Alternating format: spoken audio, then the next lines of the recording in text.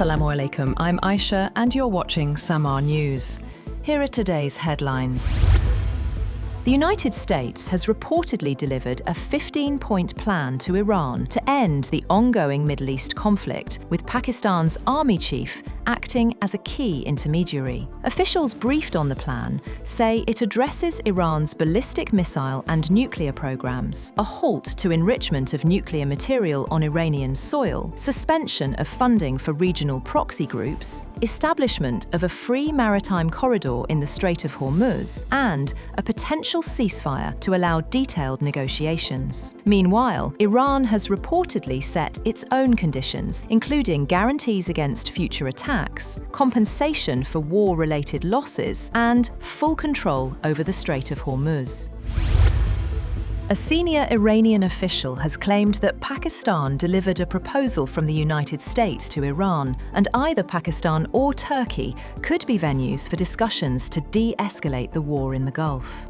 The comments were among the few signs that Tehran was willing to consider diplomatic proposals, despite having denied in public that it would negotiate with the administration of President Donald Trump. The Iranian source did not disclose details of the proposal passed on by Pakistan, or whether it was the same as a 15-point US proposal that has been reported by news outlets. The source said Turkey had also helped to end the war, and either Turkey or Pakistan was under consideration as the venue for such talks. A source familiar with the matter had confirmed on Tuesday to Reuters that the plan had been sent to Iran. Meanwhile, an Iranian military spokesman has said that the United States is negotiating with itself, a day after US President Donald Trump said Tehran wants to make a deal to end the war in the Middle East. Ibrahim Zolfakhari, spokesperson for the Unified Command of Iran's Armed Forces, Khatam al-Anbiya Central Headquarters, taunted the US leadership, questioning if the level of the inner struggle has reached the stage of them negotiating with themselves. He said, "People like us can never get along with people like you." Zolfakhari said US investments and pre-war energy prices would not return as long as Washington does not accept that regional stability is guaranteed by Iranian armed forces. On the other hand, the United States Department of Defense is preparing to send thousands of additional troops to the Middle East. Officials told Reuters that the US is expected to deploy between 3,000 and 4,000 soldiers from the elite 82nd Airborne Division. The unit, based at Fort Bragg, is known for its ability to deploy within 18 hours. Sources did not specify when or where exactly the troops would be sent in the Middle East. The deployment is the latest step in a growing US military presence in the region.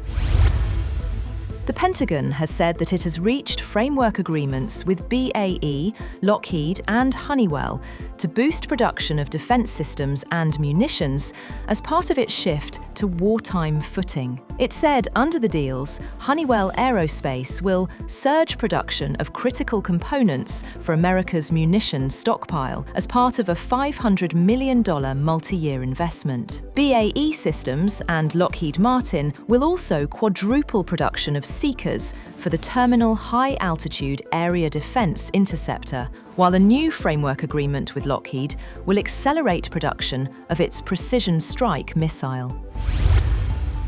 Meanwhile, China has called for dialogue to resolve the Iran conflict, urging all sides to avoid further escalation.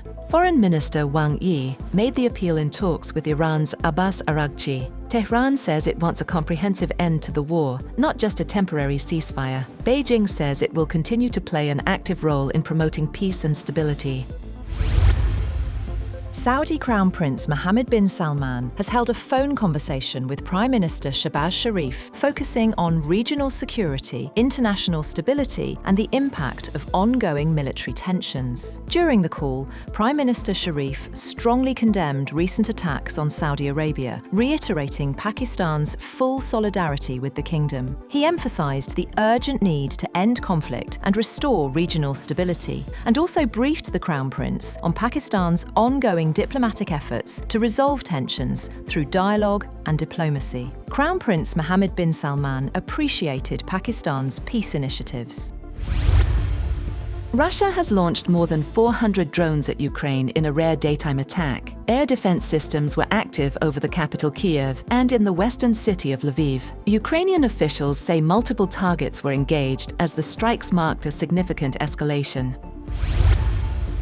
Russian attacks have damaged 2 energy facilities in Ukraine's northern Chernihiv region, leaving close to 212,000 consumers without power. A regional electricity distribution company said nearly 150,000 consumers in the city of Chernihiv and the surrounding district were without power after a Russian attack damaged an energy facility in the Chernihiv district. It later added that close to another 62,000 consumers were left without power in 3 other districts in the region after an attack on an energy facility in the Nizhinsky district. That's all for now. For more updates, visit www.samaa.tv. Thank you for watching Samaa News.